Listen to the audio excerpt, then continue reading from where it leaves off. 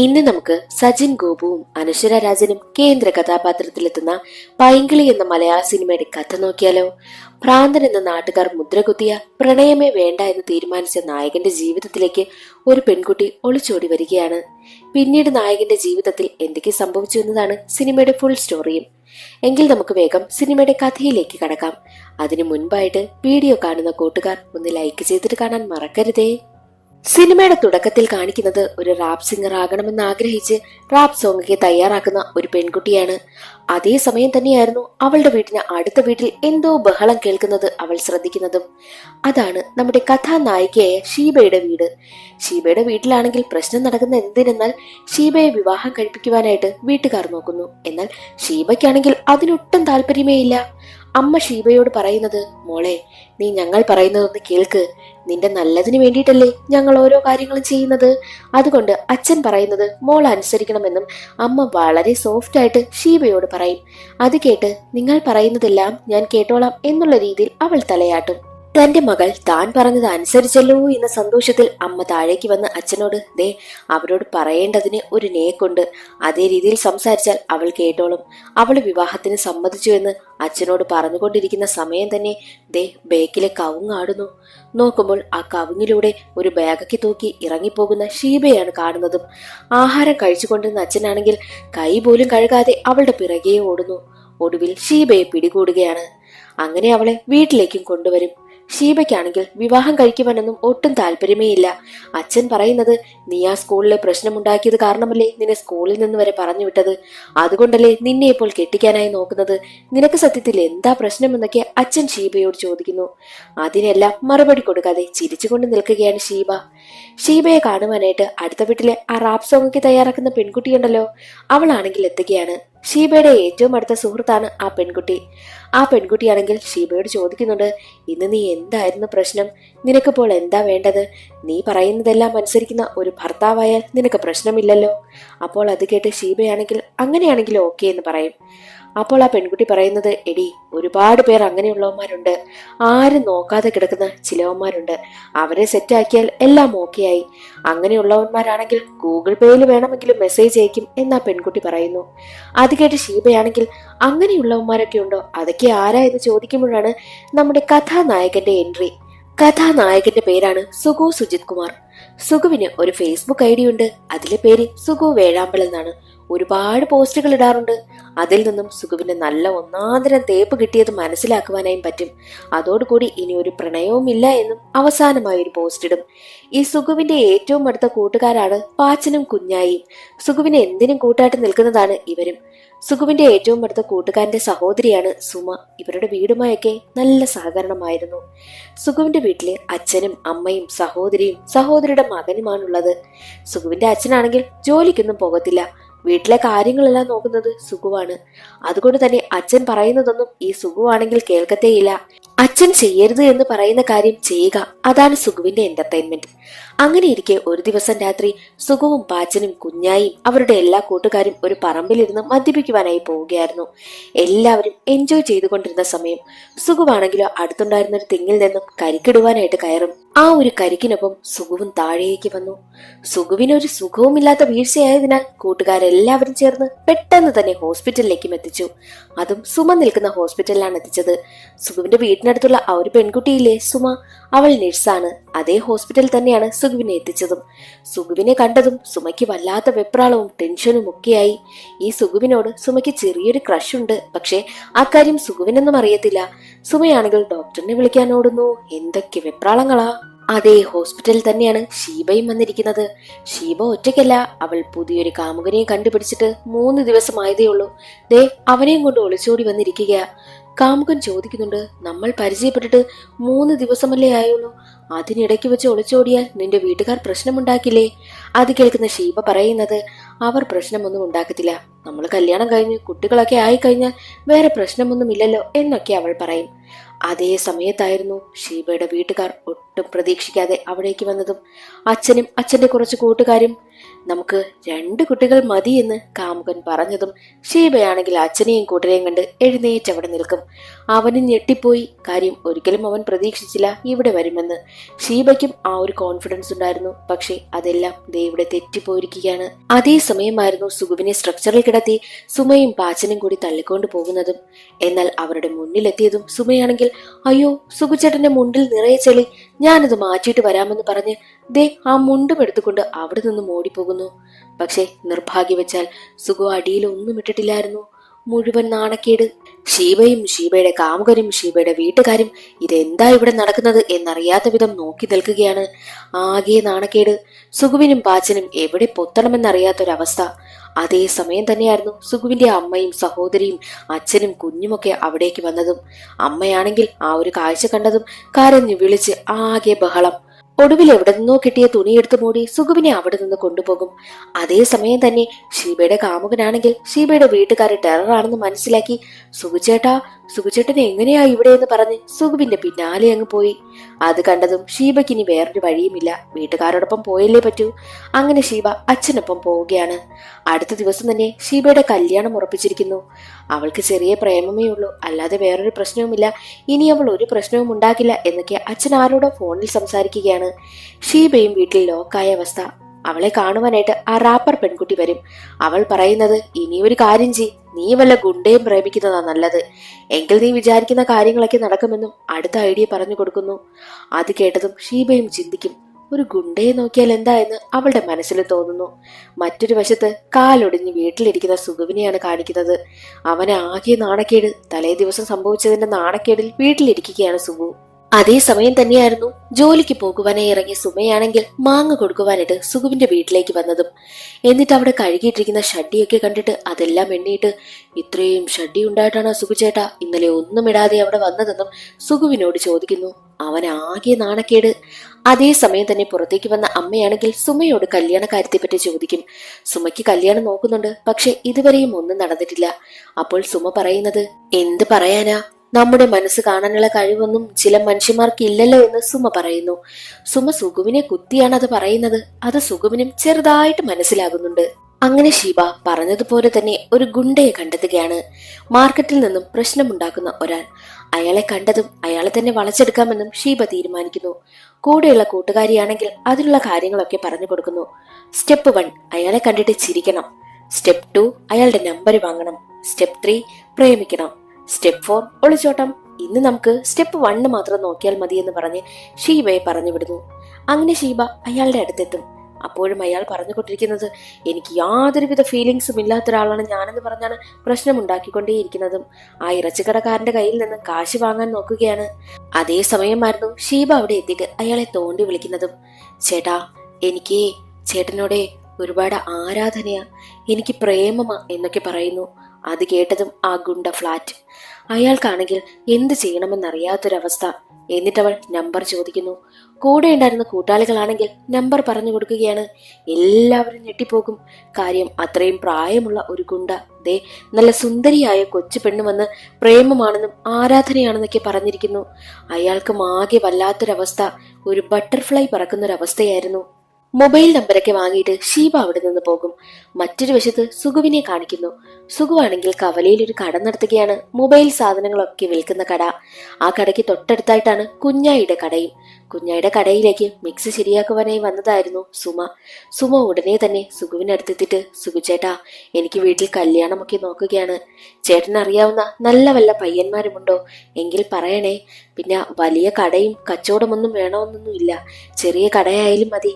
എനിക്ക് പിന്നെ ജോലിയുണ്ടല്ലോ, അതുകൊണ്ട് വലിയ വരുമാനമൊന്നും ഇല്ലെങ്കിലും എനിക്ക് പ്രശ്നമില്ല എന്ന് പറഞ്ഞിട്ട് അവിടെ നിന്ന് പോവുകയാണ്. അത് കേട്ട് കുഞ്ഞായും പാച്ചനും സുഗുവിനടുത്തെത്തിയിട്ട്, ചേട്ടാ, അവൾ എന്താണ് ഉദ്ദേശിച്ചതെന്ന് അറിയാമോ? നിങ്ങളോട് അവളുടെ വീട്ടിൽ ചെന്ന് പെണ്ണ് ചോദിക്കുവാനായിട്ട് അവൾ പറയാതെ പറയുകയാണെന്നും പാച്ചുവും കുഞ്ഞായും പറയും. അത് കേട്ട് സുഗു പറയുന്നത്, പോടാ അവിടെന്ന്, എന്റെ കൂട്ടുകാരൻ സുരേന്ദ്രന്റെ പെങ്ങള് എന്റെയും പെങ്ങളാ, അവളെ എനിക്ക് അങ്ങനെയൊന്നും കാണാൻ പറ്റില്ലെന്നും സുഗു പറയുന്നു. സുഗുവിന്റെ മനസ്സിൽ യഥാർത്ഥത്തിൽ സുമയോട് അങ്ങനെയുള്ള ഫീലിങ്സ് ഒന്നുമില്ല. ഈ സുഗുവിനാണെങ്കിൽ പുതിയൊരു ഐഡിയ ഉണ്ട്. എന്തെന്നാൽ മൊബൈലിന്റെ പുറകിലൊക്കെ സ്റ്റിക്കർ അടിക്കുന്ന ഒരു മെഷീൻ വാങ്ങണമെന്ന്. അത് വാങ്ങുവാനായിട്ട് കോയമ്പത്തൂർ പോകുവാനായിട്ട് സുഗു പ്ലാൻ ചെയ്യുകയാണ്. സുഖവും കൂട്ടരും കോയമ്പത്തൂരിലേക്ക് ബുള്ളറ്റിൽ പോകുവാനാണ് പ്ലാൻ ഇടുന്നതും. അതേസമയം തന്നെ ആ ഗുണ്ടയെ കാണിക്കുന്നു. ഗുണ്ടയുടെ പേര് പീറ്റർ എന്നാണേ. പീറ്റർ ആണെങ്കിൽ ഷീബയുടെ കോളിന് വേണ്ടിയിട്ട് കാത്തിരിക്കുകയാണ്. അതേസമയം തന്നെയായിരുന്നു പീറ്ററിന് ഷീബയുടെ കോൾ വന്നതും. കോൾ എടുത്ത പീറ്ററിനോട് ഷീബ പറയുന്നത്, ചേട്ടാ എന്റെ പേര് ഷീബ എന്നാണേ. പിന്നെ നമ്മുടെ പ്രണയം നെക്സ്റ്റ് ലെവലിലേക്ക് പോകേണ്ട സമയമായി. ഞാൻ വിളിക്കാമേ ചക്കരയുമ്മ എന്ന് പറഞ്ഞിട്ട് അവൾ കോളും കട്ട് ചെയ്ത് കളയുന്നു. അത് കേട്ടതും പീറ്ററിന് വല്ലാതെ സന്തോഷമാകും. അന്നേ ദിവസം രാത്രി തന്നെ സുഖവും കുഞ്ഞായും പാച്ചനും കൂടി കോയമ്പത്തൂരിലേക്ക് പോകുവാനായിട്ട് റെഡിയാവുകയായിരുന്നു. സുഖവും പാച്ചനും സുഖുവിന്റെ ബുള്ളറ്റിലും കുഞ്ഞായി മറ്റൊരു ബൈക്കിലും വരാമെന്നാണ് പറഞ്ഞത്. എന്നാൽ സമയമായിട്ടും കുഞ്ഞായിയെ കാണുന്നില്ല. ഫോൺ വിളിച്ചു നോക്കിയ സമയത്ത് കുഞ്ഞായി നല്ല ഉറക്കം. കുഞ്ഞായി ചോദിച്ച വണ്ടി കിട്ടിയില്ല അത്രേ. പാച്ചൻ കൂടെ ഉണ്ടെങ്കിൽ പാച്ചനെ മാറ്റി നമുക്ക് രണ്ടുപേർക്കും ബുള്ളറ്റിൽ പോയിട്ട് വരാമെന്നും കുഞ്ഞായി പറയുന്നു. അതേസമയം സുഖുവാണെങ്കിൽ പാച്ചനെ നോക്കും. പാച്ചനാണെങ്കിൽ നേരത്തെ റെഡിയായി പോകുവാനായിട്ട് സന്തോഷത്തോടു കൂടി വന്ന് നിൽക്കുകയാണ്. അത് കാണുന്ന സുഖുവിന് പാച്ചനോട് വരണ്ട എന്ന് പറയാൻ തോന്നില്ല. എടാ കുഞ്ഞായി നീ വരണ്ട എന്ന് പറഞ്ഞ് കോളും കട്ട് ചെയ്തിട്ട് പാച്ചനും സുഖവും സന്തോഷത്തോടു കൂടി കോയമ്പത്തൂരിലേക്കും പോവുകയാണ്. മറ്റൊരു വശത്ത് നമ്മുടെ ഷീബയുടെ കല്യാണ ഒരുക്കങ്ങളൊക്കെ നടക്കുകയാണ്. ഇനി ആകെ ഒരാഴ്ചയെ സമയമുള്ളൂ. വീട്ടിൽ പന്തൽ പണിയൊക്കെ നടക്കുന്ന സമയം ഷീബയാണെങ്കിൽ ആരും കാണാതെ വീടിന്റെ പുറകിലൂടെ ബാഗും എടുത്ത് ഇറങ്ങിപ്പോകും. പന്തൽ പണിക്ക് വന്നു നിന്ന ഒരാളാണെങ്കിൽ കാണുകയാണ്. ബേബി ചേട്ടോ മോള് ദേ പോയി എന്ന് അയാൾ ബേബിയോടും പറയുന്നു. അങ്ങനെ ബേബിയും കൂട്ടരും ഷീബയെ അന്വേഷിച്ചും യാത്രയായി. പാച്ചനും സുഖവും കോയമ്പത്തൂരിലെത്തി അവിടെ ഒരു ലോഡ്ജിൽ റൂം എടുക്കുകയും ഒക്കെ ചെയ്തു. മറ്റൊരു വശത്ത് ഷീബയെ കാണിക്കുകയാണ്. ഷീബ കറങ്ങി തിരിഞ്ഞ് പീറ്ററിന്റെ വീട്ടിലെത്തി. പക്ഷെ വീട്ടിൽ ആരുമില്ല. അവൾ അവിടെ കിടന്ന് ഉറങ്ങിപ്പോയി. കുറെ കഴിഞ്ഞതും പീറ്ററും കൂട്ടാളികളും അവിടെ എത്തുകയാണ്. ഷീബയെ കണ്ടതും പീറ്റർ ആണെങ്കിൽ ഷീബയുടെ പേര് മറന്നുപോയി. കുറെ നേരം പേരാലോചിക്കും. അങ്ങനെ ഷീബയാണെങ്കിൽ ഉറക്കമുണരുകയാണ്. അതേസമയം തന്നെയായിരുന്നു ഷീബയുടെ വീട്ടുകാരും അവിടേക്ക് വന്നത്. ഷീബയുടെ അച്ഛനായ ബേബി കൊണ്ടുവന്ന ജാഫർ എന്ന ഗുണ്ട പീറ്ററിനടുത്തെത്തിയിട്ട് പറയും, എടാ പീറ്ററെ, ഇവളെ കെട്ടിക്കഴിഞ്ഞാൽ നിന്റെ ജീവിതമേ പോകും. ഇവൾ രാവിലെ കോളേജിലേക്കെന്നും പറഞ്ഞിറങ്ങും. ഏവന്റെ കൂടെയാ പോകുന്നതെന്ന് നിനക്കറിയാമോ എന്നൊക്കെ ചോദിക്കുന്ന സമയത്ത് പീറ്റർ പറയുന്നത്, ഇവൾ കോളേജിലേക്കെന്നല്ല, ഒരു പച്ചക്കറി വാങ്ങുവാൻ വേണ്ടിയിട്ടായാലും ഇവിടെ നിന്ന് പോകേണ്ട അവസ്ഥ വരത്തില്ല. ഇവളെ ഞാൻ ഈ വീട്ടിൽ നിന്നും പുറത്തേക്ക് പോലും വിടത്തില്ല. ഇവളെന്റെ രാജകുമാരിയാണെന്ന് പീറ്റർ പറയുന്നത് കേട്ട് ഷീബയുടെ കിടി പോയി. ആരും നോക്കാത്ത ഒരുത്തനെ കല്യാണം കഴിച്ചിട്ട് നല്ല ഫ്രീഡത്തോടു കൂടി ജീവിക്കണം എന്നല്ലേ ഷീബയുടെ ആഗ്രഹം. ദേ ഇനിയിപ്പോൾ അവൾക്കൊരു ഫ്രീഡവും ഇല്ലെന്ന് പീറ്ററിന്റെ വായിൽ നിന്ന് തന്നെ കേട്ടു. അതോടുകൂടി ഷീബയാണെങ്കിൽ തന്റെ ബാഗും എടുത്ത് പീറ്ററിനടുത്തെത്തിയിട്ട്, ചേട്ടാ എനിക്ക് ഇത്രയും സ്നേഹം താങ്ങാൻ പറ്റില്ല എന്ന് പറഞ്ഞ് അച്ഛനൊപ്പം അവൾ തിരികെ പോകുന്നു. പീറ്റർ ആണെങ്കിൽ ശശിയായി നിൽക്കുകയാണ്. അന്നേ ദിവസം രാത്രി സുഖവും പാച്ചനും മദ്യപിച്ചിട്ടൊക്കെ ഉറങ്ങുവാനായി കിടക്കുകയായിരുന്നു. ജനലിലൂടെ തന്റെ ബുള്ളറ്റിലേക്ക് നോക്കിയ സുഖമാണെങ്കിൽ ഒരു കാഴ്ച കാണും. ഏതോ ഒരു പയ്യനാണെങ്കിൽ ബുള്ളറ്റ് അടിച്ചുകൊണ്ട് പോകുവാനായി നോക്കുന്നു. സുഖു ഉടനെ തന്നെ എടാ എന്റെ ബുള്ളറ്റ് എന്ന് പറഞ്ഞ് താഴേക്ക് ഇറങ്ങി വരും. അവൻ ബുള്ളറ്റും എടുത്ത് പോകുവാൻ നോക്കുന്ന സമയം സുഖു തന്റെ കൈവശമുണ്ടായിരുന്ന ബാൻഡേജ് അവന്റെ കഴുത്ത് നോക്കി എറിയും. കഴുത്തിൽ ചുറ്റിട്ട് വീഴുന്ന സമയത്ത് അതുകൊണ്ട് സുഖു പിന്നിലേക്ക് വലിക്കുന്നു. ആ പയ്യൻ തെറിച്ചു പോകും. അങ്ങനെ സുഖുവിന് തന്റെ ബുള്ളറ്റ് തിരികെ കിട്ടി. പക്ഷെ ആ പയ്യൻ എന്ത് പറ്റിയെന്നറിയത്തില്ല. ഉടനെ തന്നെ പാച്ചനും അവിടേക്ക് വരും. അങ്ങനെ പാച്ചൻ പറയുന്നുണ്ട്, ഇനി ഇവിടെ നിന്നാൽ ശരിയാകില്ല. ഇവിടെയുള്ളവരുടെ കയ്യിൽ നിന്നും തല്ല് വാങ്ങുന്നതിനേക്കാൾ നല്ലത് നമുക്ക് ഇവിടെ നിന്ന് പോകാമെന്ന് പറയുന്നു. അങ്ങനെ അവർ സാധനങ്ങളെല്ലാം വാരി നാട്ടിലേക്ക് തിരിക്കുകയാണ്. വരുന്ന വഴിയിൽ അതേ സ്ഥലത്തെത്തുമ്പോൾ പോലീസ് കൂടി നിൽക്കുന്നത് പാച്ചനും സുഖവും കാണുന്നു. അതെ, ആ പയ്യൻ മരണപ്പെട്ടിരിക്കുന്നു. ആ വിവരം അറിഞ്ഞ് സുഖു ഞെട്ടിപ്പോകും. സുഖുവിനാണെങ്കിൽ ആ ഷോക്കിൽ നിന്നും പുറത്തു വരാനായി പറ്റുന്നില്ല. പാച്ചനാണെങ്കിൽ പറയുന്നുണ്ട്, ചേട്ടാ നിങ്ങൾ അവനെ കൊന്നു. അത് കേട്ടതും സുഖു പൊട്ടിക്കരയും. അങ്ങനെ ഒരു സ്ഥലത്ത് ബൈക്ക് ഒതുക്കുകയാണ്. സുഖു അപ്പോഴും പറയുന്നുണ്ട്, അമ്മ തന്ന ആ അച്ചാറ് ചോറ് തിന്നാനല്ലേടാ തന്നത്. നമ്മളത് കള്ളിന്റെ കൂടെ ടച്ചിങ്സ് ആയതിന്റെ ശാപമാടാ ഇപ്പോൾ നമുക്ക് കിട്ടുന്നത്. ഇനി ഇവിടുന്ന് പോലീസുകാരി എന്നെ തിരക്കി വരില്ലേടാ. മായാനദിയിലെ മാത്തനെ കാട്ടിൽ കൊണ്ടുപോയി പോലീസുകാരി വെടിവെച്ച് കൊല്ലുന്നത് കണക്ക് എന്നെയും കൊണ്ടുപോയി വെടിവെച്ച് കൊല്ലില്ലേടാ എന്ന് പറഞ്ഞ് സുഖുവാണെങ്കിൽ ഒരേ കരച്ചിൽ. എങ്ങനെയെങ്കിലും പാച്ചൻ സമാധാനിപ്പിച്ച് വീണ്ടും അവിടെ നിന്ന് യാത്രയായി. പോകുന്ന സമയത്ത് പോലീസ് അവരെ പൊക്കുകയാണ് ചെക്കിങ്ങിന്. അതേസമയമായിരുന്നു അവരുടെ കയ്യിൽ ലൈസൻസ് ഇല്ല എന്ന കാര്യം സുഖുവിന് മനസ്സിലായത്. കാരണം പേഴ്സതെ ലോഡ്ജിലിരിക്കുന്നു. ലൈസൻസ് ഇല്ലാത്തതിന്റെ പെറ്റിയും അടച്ചതിനു ശേഷം രണ്ടുപേരും നേരെ ഒരു കടയിൽ ചായ കുടിക്കുവാനായി കയറി. അതേസമയം തന്നെ പാച്ചനാണെങ്കിൽ ലോഡ്ജിലേക്ക് വിളിക്കുകയാണ്. കള്ളപ്പേരിലാണ് വിളിക്കുന്നതും ഒരു റൂം എടുക്കണമെന്ന് കള്ളം പറഞ്ഞ്. അതേസമയം ലോഡ്ജുകാരൻ പറയുന്നുണ്ട്, അവിടെ ആകെ പോലീസാണ്, അതുകൊണ്ട് ഇപ്പോൾ റൂം എടുക്കാനൊന്നും പറ്റില്ല എന്ന്. അത് കേട്ടതോടുകൂടി ഇവരുടെ കാര്യം അതോ ഗതിയായെന്ന് അവർക്ക് മനസ്സിലായി. ഇനി എന്താണ് ചെയ്യുക എന്ന് ചിന്തിക്കുന്ന സമയത്ത് പാച്ചൻ തന്റെ തങ്കു കൊച്ചനെ കുറിച്ച് പറയും. തങ്കു കൊച്ചനെ നല്ല നിയമമൊക്കെ വശമാണ്. പണ്ടത്തെ പേര് കേട്ട ഗുണ്ടയായിരുന്നു. പോലീസുകാർക്ക് തലവേദനയായതോടുകൂടി പോലീസുകാരെ കാപ്പാക്ട് ചുമത്തി തങ്കുവിനെ നാട് കടത്തി. ഇപ്പോൾ ദേ കായലിൽ തന്നെ ഒരു ഹൗസ് ബോട്ടിലാണ് ജീവിക്കുന്നതും. കരയിലേക്ക് വരത്തേയില്ല. അവിടെ ആളുകൾക്കൊക്കെ നിയമോപദേശം ഒക്കെ കൊടുക്കാറുണ്ട് ഈ തങ്കു കൊച്ചച്ചൻ. അങ്ങനെ തങ്കു കൊച്ചച്ചനെ കാണുവാനായിട്ട് രണ്ടുപേരും ഹൗസ് ബോട്ടിലേക്ക് ചെല്ലും. തങ്കു കൊച്ചച്ചനാണെങ്കിൽ പറയുന്നത്, ഇനി എന്തായാലും നിങ്ങളെ 1 മാസത്തിനകം പോലീസ് പൊക്കും. ഒരു വഴിയേ ഉള്ളൂ, ഇത് ചെയ്തവനാരാ? ഈ സുഖുവല്ലേ? സുഖുവിന് ഭ്രാന്താണെന്ന് വരുത്തി തീർക്കണമെന്നും പറയുന്നു. തങ്കു പറഞ്ഞതുപോലെ ഒരു മാനസികാരോഗ്യ കേന്ദ്രത്തിലേക്ക് എത്തിയിരിക്കുകയാണ് സുഖുവും പാച്ചനും. കുറെ കള്ളങ്ങളൊക്കെ പറഞ്ഞ് ഒരു 10 ദിവസത്തെ ട്രീറ്റ്മെന്റിന് വേണ്ടിയിട്ട് സുഖു ആണെങ്കിൽ അവിടെ അഡ്മിറ്റ് ആവുകയും ചെയ്തു. സുഖുവിനാണെങ്കിൽ ഒരു കുഴപ്പവുമില്ലല്ലോ, എന്നാലും കള്ളം പറഞ്ഞാണ് കയറിയിരിക്കുന്നതും. മറ്റൊരു വശത്ത് ഷീബയെ കാണിക്കുകയാണ്. ഷീബയുടെ വീട്ടില് അവളെ ഒന്ന് പുറത്തു പോലും ഇറങ്ങുവാനായിട്ട് അച്ഛനും അമ്മയും അനുവദിക്കുന്നതുമില്ല. എന്ത് ചെയ്യുമെന്നറിയാതെ വീടിന് മുകളിൽ നിൽക്കുന്ന സമയത്താണ് റോഡിൽ കൂടി ബൈക്കിൽ പോവുകയായിരുന്ന കുഞ്ഞായിയെ ഷീബ കാണുന്നതും. ഷീബ ഉടനെ തന്നെ കുഞ്ഞായിയെ വളച്ചെടുക്കും. എന്നിട്ട് അവന് ഫോൺ നമ്പരും കൊടുക്കുകയാണ്. കുഞ്ഞായി ഷീബയും പിന്നീടുള്ള ദിവസങ്ങളിലൊക്കെ ഫോൺ വിളിയും സംസാരവും ഒക്കെ ആരംഭിക്കുന്നു. എങ്ങനെയെങ്കിലും കുഞ്ഞായിലൂടെയെങ്കിലും അവൾക്ക് ആ വീട് വിട്ടിറങ്ങണം. അത് തന്നെയാണ് അവളുടെ പ്ലാനും. മറ്റൊരു വശത്ത് മാനസികാരോഗ്യ കേന്ദ്രത്തിൽ നിന്ന് ക്യാരംസ് ബോർഡൊക്കെ കളിക്കുകയെന്ന സുഖുവാണെങ്കിൽ ടിവിയിൽ ഒരു ന്യൂസ് കാണുന്നു. തങ്കു കൊച്ചച്ചനില്ലേ? തങ്കു കൊച്ചച്ചനാണെങ്കിൽ താറാവ് കറി വാങ്ങുവാൻ വേണ്ടിയിട്ട് ഹൗസ് ബോട്ട് അടുപ്പിച്ച സമയത്ത് പോലീസ് തങ്കു കൊച്ചച്ചനെ അങ്ങ് പൊക്കി. അതോടുകൂടി അറസ്റ്റിലായിരിക്കുകയാണ്. ആ വാർത്തയാണ് സുഖു കാണുന്നതും. അന്നേ ദിവസം തന്നെ എക്സസൈസ് ചെയ്തുകൊണ്ട് നിൽക്കുകയായിരുന്നു സുഖു. എന്നാൽ അവിടെ മറ്റൊരു കാര്യം കൂടി സംഭവിക്കുന്നു. സുഖുവിന്റെ അമ്മയാണെങ്കിൽ കുടുംബശ്രീക്കാർക്കൊപ്പം ടൂർ പോവുകയായിരുന്നു. ആ വണ്ടി ഈ മാനസികാരോഗ്യ കേന്ദ്രത്തിന് അടുത്തു കൂടിയാണ് പാസ് ചെയ്തു പോകുന്നതും. വണ്ടിയിലിരുന്ന കുറച്ച് സ്ത്രീകളാണെങ്കിൽ സുഖുവിനെ കാണുന്നു. ദേടി നിന്റെ മോൻ ഭ്രാന്താശുപത്രിയിൽ നിൽക്കുന്നുവെന്ന് ചൂണ്ടിക്കാണിക്കും. അതോടുകൂടി അമ്മയാണെങ്കിൽ വണ്ടിയിൽ നിന്നും കരഞ്ഞുകൊണ്ടിറങ്ങി അവിടേക്ക് ഓടി ചെല്ലുന്നു. ഗേറ്റ് തുറന്നിട്ടില്ല. സുഖുവിനെ സെക്യൂരിറ്റിക്കാർ എല്ലാം വന്ന് പിടിച്ചുകൊണ്ട് പോവുകയും ചെയ്യുന്നു. സുഖുവിനാണെങ്കിൽ അമ്മ തന്നെ കണ്ടല്ലോ എന്ന സങ്കടമാണ്. അമ്മയ്ക്കാണെങ്കിൽ തന്റെ മകൻ എന്ത് സംഭവിച്ചു എന്ന സങ്കടമാണ്. പിന്നെ കുടുംബശ്രീയിലുള്ള പെണ്ണുങ്ങളല്ലേ കണ്ടിരിക്കുന്നത്. പിന്നെ ചിന്തിക്കണോ, നാട് മൊത്തം ഫ്ലാഷായി കാണുമല്ലോ. അങ്ങനെ 10 ദിവസം പറഞ്ഞതുപോലെ തന്നെ കഴിഞ്ഞുപോയി. സുഖുവാണെങ്കിൽ സർട്ടിഫിക്കറ്റ് വാങ്ങി അവിടെ നിന്ന് ഇറങ്ങുകയാണ്. സുഖുവിനെ കൊണ്ടുപോവാനായിട്ട് പാച്ചനും എത്തിയിട്ടുണ്ട്. പാച്ചനാണെങ്കിൽ ഒരു സന്തോഷ വാർത്തയുമായിട്ടാണ് വരുന്നത്. ചേട്ടാ, ഒരു സന്തോഷ വാർത്തയുണ്ട്. ആ പയ്യനെ വണ്ടി ഇടിച്ച് മരിച്ചതാണെന്ന് പറഞ്ഞ് കേസ് ക്ലോസ് ചെയ്തിട്ടുണ്ട്. ദേ ലൈസൻസും ലോഡ്ജിൽ നിന്ന് കിട്ടിയെന്ന് പറഞ്ഞ് സന്തോഷത്തോടു കൂടിയാണ് പാച്ചൻ വരുന്നത്. പക്ഷേ ആ സന്തോഷമൊന്നും സുഖുവിനില്ലായിരുന്നു. സുഖുവിന്റെ മുഖത്ത് വല്ലാത്ത വിഷമം. കാര്യം തിരക്കുമ്പോഴും സുഖു ഒന്നും പറയുന്നതേയില്ല. മിക്കവാറും അമ്മ കണ്ടതിന്റെ സങ്കടമായിരിക്കാം. നാട്ടിലേക്ക് എത്തുന്ന സുഖുവിനെ നാട്ടുകാരെല്ലാവരും വല്ലാത്ത രീതിയിലാണ് നോക്കുന്നതും. സുഖു വരുന്ന വിവരം പറഞ്ഞ് സുഖുവിന്റെ വീട് നിറയെ ആള് കൂടി നിൽക്കുകയാണ്. ഒരു മരണ വീട് എങ്ങനെയാണോ അതുപോലെ തന്നെ. സുഖുവിനാണെങ്കിൽ ആകെ നാണക്കേട്. പാച്ചനും കൂടെയുണ്ട്. പാച്ചൻ പറഞ്ഞു മനസ്സിലാക്കാൻ നോക്കിയിട്ടും ആരും കേൾക്കുന്നത് പോലുമില്ല. ഒരു മാനസിക രോഗിയെ പോലെയാണ് സുഖുവിനെ എല്ലാവരും കാണുന്നത്. സുഖുവിന്റെ ഏറ്റവും അടുത്ത കൂട്ടുകാരനായിട്ടുള്ള കുഞ്ഞായി പോലും വിശ്വസിക്കുന്നില്ല. കുഞ്ഞായിയുടെ കൂട്ടുകാരുടെ ഒപ്പം സുഖവും പാച്ചനും പോയിട്ട് പോലും ഒരു മാനസിക രോഗിയോട് എങ്ങനെയാണോ പെരുമാറുന്നത് അതുപോലെ തന്നെ മദ്യമൊക്കെ കൊടുക്കുവാനായിട്ടും കുഞ്ഞായിക്കും കൂട്ടർക്കും മടിയായിരുന്നു. അത് കാരണം സങ്കടം സഹിക്കാനാകാതെ സുഖു കരഞ്ഞുകൊണ്ട് അവിടെ നിന്നിറങ്ങും. പാച്ചനാണെങ്കിൽ പിറകെ ഓടിവരും. സുഖു പറയുന്നത്, ഇങ്ങനെ പോയാൽ എനിക്ക് എങ്ങനെ പെണ്ണ് കിട്ടാനാ എന്നൊക്കെ പറഞ്ഞാണ് സുഖു കരയുന്നതും. എന്നാൽ പാച്ചൻ പറയുന്നുണ്ട്, സുഖുചേട്ടന് പറ്റിയൊരു പെണ്ണിനെ ഞാൻ കണ്ടുപിടിച്ചു തരുമെന്ന്. അതേസമയം തന്നെയായിരുന്നു സുമയുടെ കോൾ പാച്ചന് വന്നതും. സുഖുവിനെ കാണണം, എത്രയും വേഗം ഹോസ്പിറ്റലിലേക്ക് വരുവാനായിട്ടാണ് സുമ പറഞ്ഞത്. ഉടനെ തന്നെ പാച്ചൻ സുഖുവിനെയും കൂട്ടി ഹോസ്പിറ്റലിലേക്ക് ചെന്നു. സുമ പറയുന്നത്, ചേട്ടൻ ഇനി എന്ത് അസുഖമായിരുന്നാലും ചേട്ടനെ നോക്കുന്നതിന് എനിക്കൊരു കുഴപ്പവുമില്ല. എനിക്ക് ചേട്ടനെ ഒരുപാട് ഇഷ്ടമാണെന്ന് സുമ പറയുന്നു. അത് കേട്ട് സുഖു പറയുന്നത്, നീയെ എന്റെ കൂട്ടുകാരന്റെ സഹോദരിയാ. കൂട്ടുകാരന്റെ സഹോദരി ആരാണ്? എനിക്കും സഹോദരിയാ എന്ന് പറഞ്ഞിട്ട് പാച്ചനെയും കൂട്ടി സുഖു അവിടെ നിന്ന് പോകുന്നു. സുഖുവിന് സുമയോട് അങ്ങനെ ഒരു താല്പര്യവുമില്ല. അങ്ങനെ ഇരിക്കെ ഒരു ദിവസം സുഖുവിന്റെ വീട്ടിലേക്ക് കുഞ്ഞായി വരും.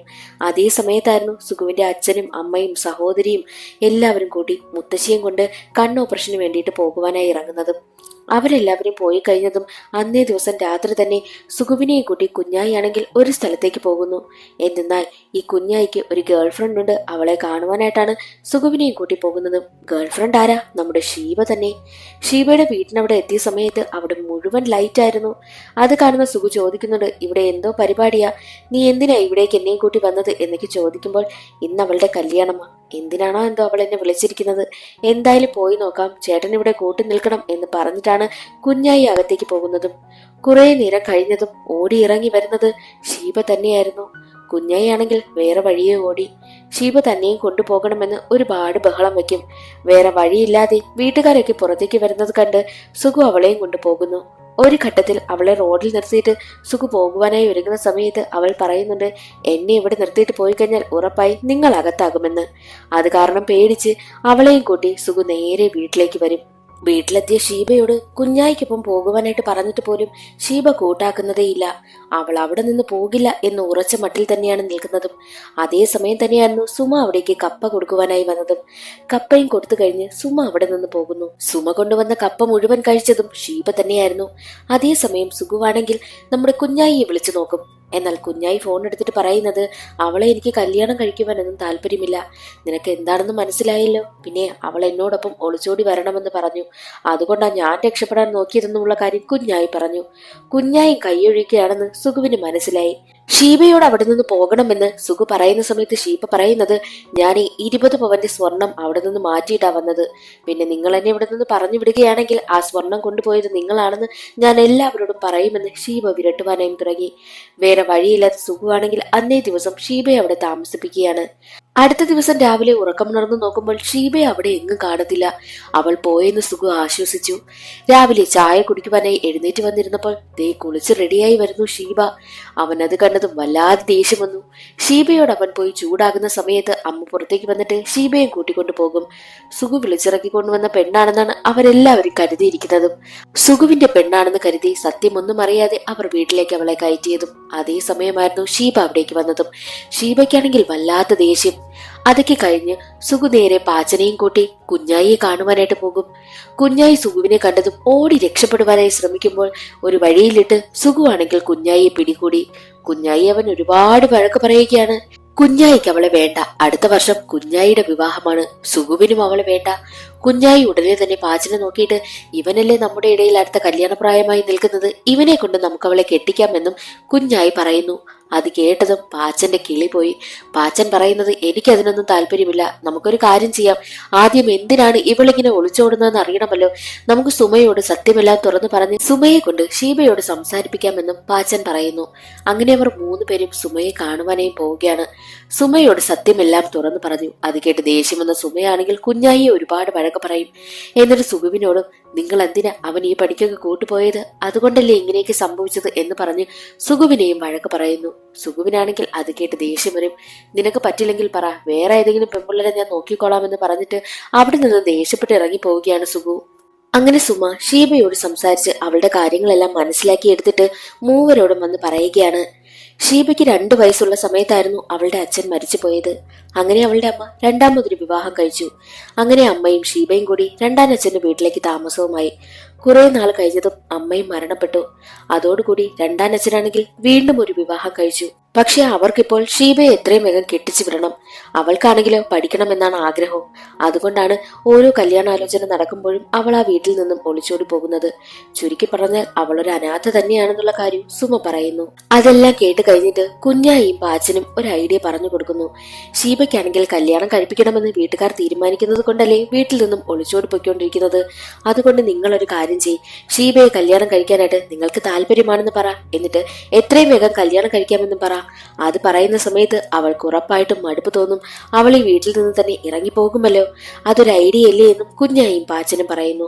അതനുസരിച്ച് നേരെ വീട്ടിലേക്ക് എത്തിയ സുഖുവാണെങ്കിൽ വീട്ടുകാരുടെ എല്ലാവരുടെയും മുന്നിൽ വെച്ച് ഷീബയെ താൻ വിവാഹം കഴിക്കുവാനായി പോവുകയാണ്. എത്രയും വേഗം വേണം രജിസ്റ്റർ മാരേജ് ചെയ്യണമെന്നും ഉള്ള കാര്യം അവിടെ നിന്ന് പറയുന്നു. അത് കേട്ട് ഞെട്ടി നിൽക്കുകയാണ് ഷീബ. അതേ സമയമായിരുന്നു ഷീബയുടെ അച്ഛൻ അവിടേക്ക് വന്നതും. പുറത്തേക്ക് വന്ന ഷീബയെ കണ്ടതും അച്ഛൻ പറയുന്നത്, എടി, നീ ഒരു കുടുംബത്തിലാണ് ഇപ്പോൾ വന്നു കയറിയത് കൊണ്ടാണ് ഞാൻ ആൾക്കാരെയും കൂട്ടി വരാതിരുന്നത്. പിന്നെ ഇവൾക്ക് പ്രായപൂർത്തിയായിട്ടില്ല എന്നുള്ള കാര്യം അച്ഛൻ അവിടെ നിന്ന് പറയുമ്പോൾ ഷീബ ചോദിക്കുന്നതും, ആണോ, എനിക്ക് പ്രായപൂർത്തിയാകാഞ്ഞിട്ടാണോ നിങ്ങൾ എന്നെ വിവാഹം കഴിപ്പിക്കുവാനായി നോക്കുന്നത് എന്ന് പറഞ്ഞ് ഷീബ അകത്തേക്കും കയറിപ്പോകുന്നു.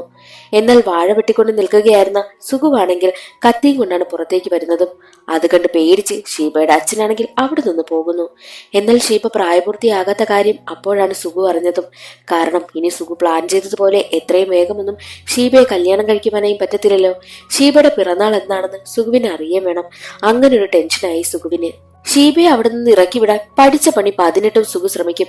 പക്ഷെ നടക്കത്തില്ല. എന്നാൽ ഷീബയാണെങ്കിൽ സുഖുവിനെ ഭീഷണിപ്പെടുത്തും. നിങ്ങളെ ഒരാളെ കൊന്നിട്ടില്ലേ, അതുകൊണ്ടല്ലേ ഭ്രാന്തിന്റെ സർട്ടിഫിക്കറ്റ് വാങ്ങി വെച്ചിരിക്കുന്നത് എന്നുള്ള കാര്യമെല്ലാം ഷീബ ചോദിക്കുന്നു. അതെങ്ങനെ ഷീബയ്ക്ക് മനസ്സിലായെന്ന് സുഖുവിന് അറിയത്തേയില്ല. സുഖുവിന് ഉടനെ തന്നെ കുഞ്ഞായിയെ സംശയം തോന്നും. കുഞ്ഞായിയോട് വന്ന് ചോദിക്കുന്ന സമയത്ത് അവൻ ഷീബയെ വളച്ചെടുക്കാൻ നടന്ന സമയത്ത് ഈ കാര്യങ്ങളെല്ലാം വെറുതെ അങ്ങ് പറഞ്ഞുപോയി. ഷീബയെ ഒഴിവാക്കുവാനായിട്ട് കുഞ്ഞായി മറ്റൊരു ഐഡിയ പറഞ്ഞു കൊടുക്കുന്നു. നമുക്ക് അവളെ പഠിപ്പിക്കാം. അത് കേട്ട് സുഖു ചോദിക്കുന്നത്, ഞാൻ അവളെ പഠിപ്പിക്കാൻ അവളുടെ തന്തയാണോ? അത് കേട്ട് കുഞ്ഞായി പറയുന്നത്, ആദ്യം കാര്യം കേൾക്ക്. നമുക്ക് അവളെ പഠിപ്പിക്കുന്നത് പോലെ അഭിനയിക്കാം. അവളെ കോളേജ് ചേർക്കുന്നത് പോലെ കാണിച്ച് അവളെ ഒരു ഹോസ്റ്റലിൽ കൊണ്ടുവന്നാക്കാം. എന്നിട്ട് അവളുടെ അച്ഛനെ വിവരം അറിയിക്കാം. അവൾ എങ്ങനെയാണോ നമുക്കിട്ട് പണിയുന്നത് അതേപോലെ തന്നെ നമുക്ക് അവക്കിട്ടും തിരിച്ച് പണി കൊടുക്കാമെന്നും കുഞ്ഞായി പറയുന്നു. അടുത്ത ദിവസം രാവിലെ തന്നെ കുഞ്ഞായും പാച്ചനും കൂടി സുഖുവിന്റെ വീട്ടിലെത്തി. എന്നാൽ അവിടെയാണെങ്കിൽ കുടുംബശ്രീക്കാരുടെ തിരുവാതിര പ്രാക്ടീസ് ഒക്കെ നടക്കുകയാണ്. തിരുവാതിര പ്രാക്ടീസ് ചെയ്യുന്ന സ്ത്രീകൾക്ക് എല്ലാവർക്കും വെള്ളം കൊടുക്കുകയായിരുന്നു ഷീബ.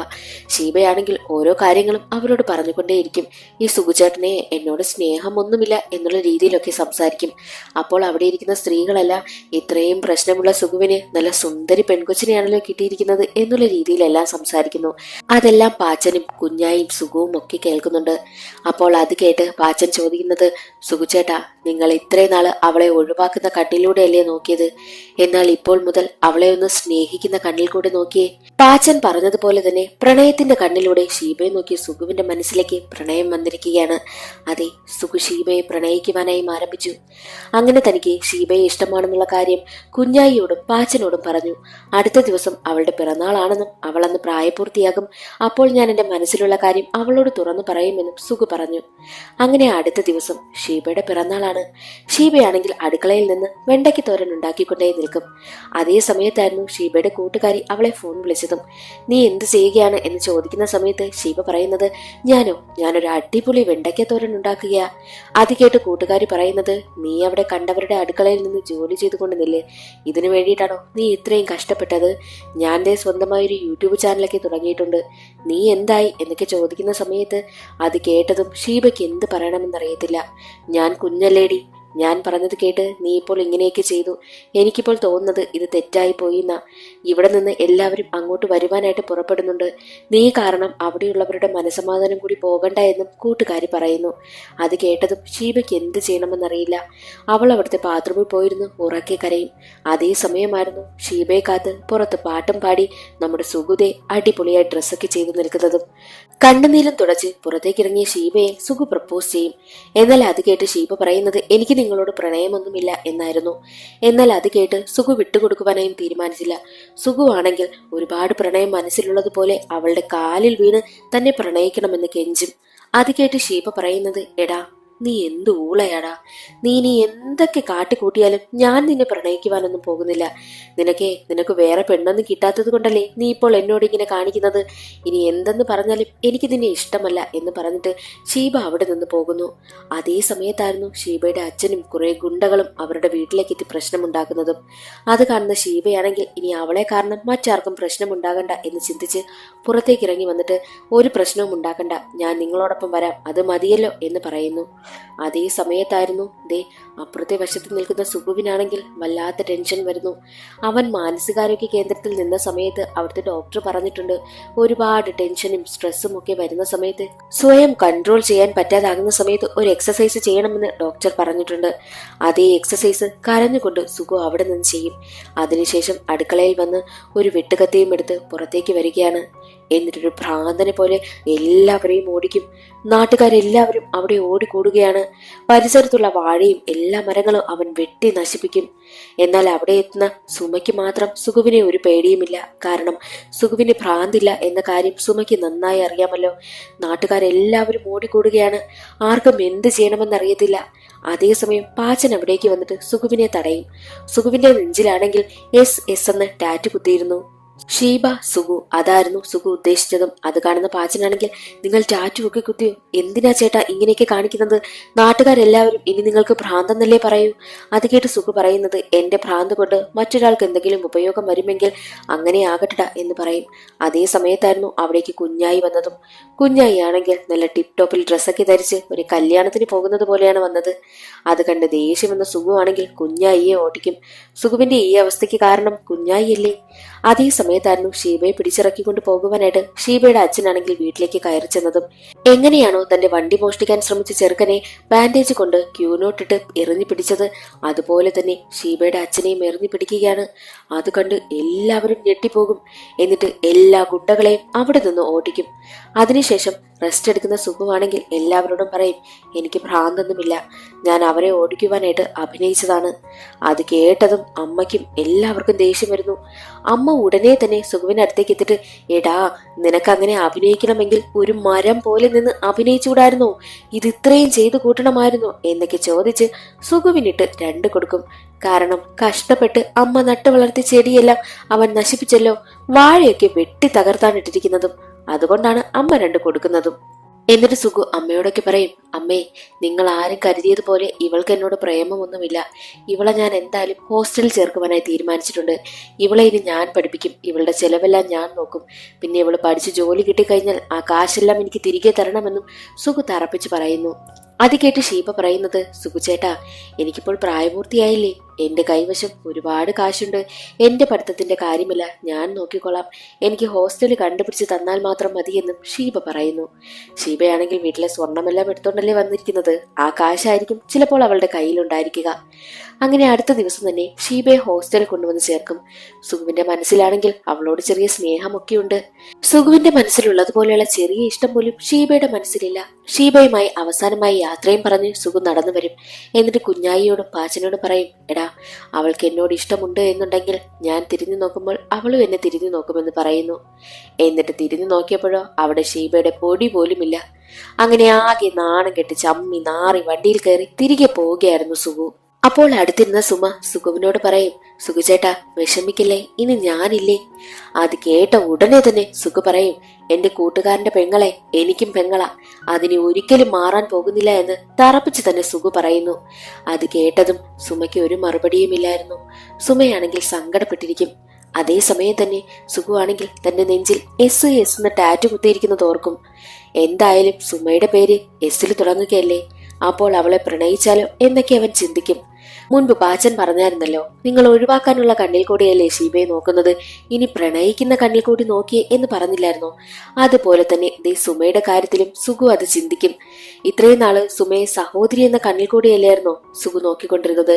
എന്നാൽ സുഗുവാണെങ്കിൽ അവളെ പ്രണയത്തിന്റെ കണ്ണിലൂടെ നോക്കിയതും സുഗുവിന് അവളെ ഇഷ്ടമാകുവാനായും തുടങ്ങി. മാത്രമല്ല, സുമയുടെ കഴുത്തിലേക്ക് കിടക്കുന്ന മാലയിലാണെങ്കിൽ എസ് എന്ന ലോക്കറ്റും ഉണ്ടായിരുന്നു. അത് കണ്ട ഉടനെ സുഗു ചോദിക്കും, ഈ കഴുത്തിൽ കിടക്കുന്ന മാലയുടെ ലോക്കറ്റിലെ എസ് സുമയാണോ? അത് കേട്ടതും സുമ, അതെ സുഗുചേട്ടാ എന്ന് പറയും. അത് കേട്ട ഉടനെ തന്നെ സുഗു ചോദിക്കും, ഇനി മുതൽ അത് സുഗുവിന്റെ എസ് ആണ്, ദേ നോക്ക് എന്ന് പറഞ്ഞ് സുഗു തന്റെ നെഞ്ചിൽ എസ് ലവ് എസ് എന്ന ടാറ്റു കുത്തിയിരിക്കുന്നത് സുമയ്ക്ക് കാണിച്ചു കൊടുക്കുന്നു. ദേ, സുഗു ലവ് ഷുമ എന്ന് പറയും. സത്യത്തിൽ പുള്ളിക്കാരൻ ഷീബ എന്ന് പറയാൻ വന്നതാണ്, എന്നിട്ടത് സുമ എന്നാക്കി മാറ്റി. അത് കേട്ടതും സുമയ്ക്ക് ഒരുപാട് സന്തോഷമായി. സുഗുവിന് സുമയെ ഇഷ്ടമാണെന്ന് കുഞ്ഞായിക്കും പാച്ചനും മനസ്സിലായി. അവർക്ക് രണ്ടുപേർക്കും ഒരുപാട് സന്തോഷമാകുന്നു. അങ്ങനെ സുമയും സുഗുവും ഒന്നിക്കുന്നത് കാണിച്ചുകൊണ്ട് സിനിമയുടെ കഥ അവിടെ അവസാനിക്കുന്നു. ഇന്നത്തെ വീഡിയോ എല്ലാവർക്കും ഇഷ്ടമായെന്ന് കരുതുന്നു. ഇഷ്ടമായാൽ ഒന്ന് ലൈക്ക് ചെയ്ത് സപ്പോർട്ട് ചെയ്യാനും ചാനൽ ഇഷ്ടമായാൽ സബ്സ്ക്രൈബ് ചെയ്യാനും മറക്കരുതേ. അടുത്തൊരു സിനിമയുടെ കഥയിൽ കാണാം. അതുവരെ എല്ലാവർക്കും ബൈ.